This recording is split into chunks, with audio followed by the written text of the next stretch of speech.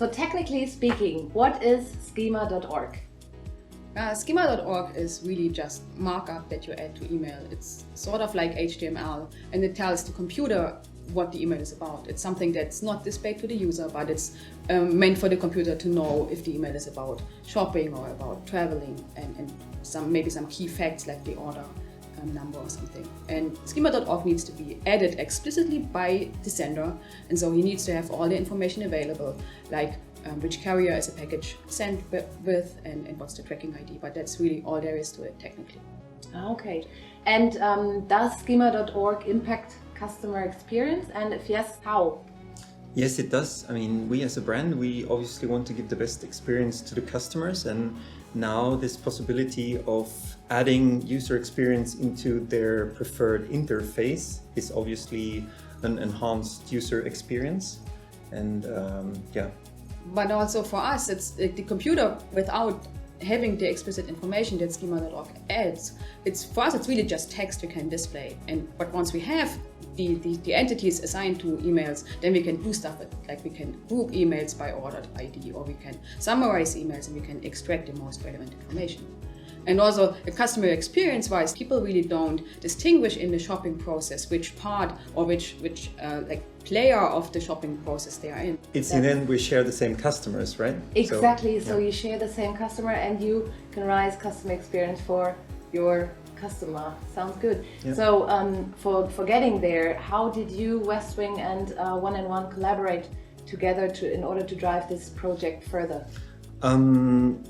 Schema.org have been mentioned for a few years now, but it was really on the CSA Summit 2018 where colleagues of Conny from One&One actually had a workshop around Schema.org, where we thought that, okay, we as a brand, we're ready and we really want to implement this, and reached out to them, and we basically try to work together because it's sort of a chicken and egg problem that if no one adds this information to the emails, there's nothing that the mailbox provider can work on or use.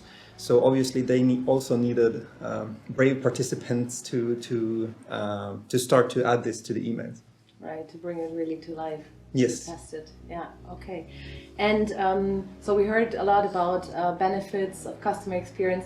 Were there some challenges you were experiencing implementing schema.org? Definitely. I think that we had, from our point of view, technical challenges of different kinds.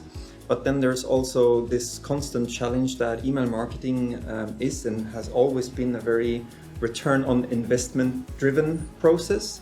Now when basically users can get information that outside the email, we might lose the possibility to track that with an open event or a click event.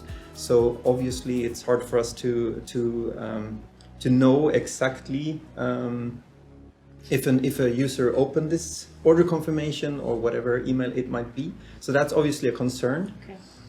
Yes, and apart from that, also we might no longer be in control what's being displayed to the customers, right? Because the mailbox providers can extract information out of the email and display that in whatever way they think it makes most sense for the customer. So we basically lose the control over what the customer sees. And also obviously the possibility to add other information to the email. Okay. And Conny, what do you think, what's next after adding schema.org to shopping emails?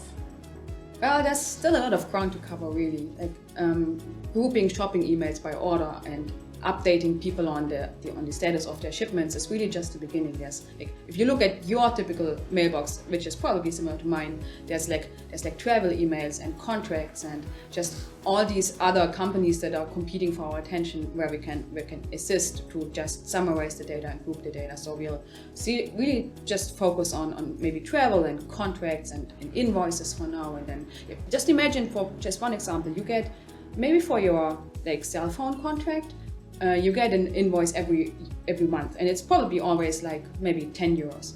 And then imagine that you get one for 15 euros the next month, and then you wouldn't have to recognize that yourself, but the smart inbox would notify you that, oh, now your cell phone bill is like €5 higher than it usually is, than it was the last 10 months.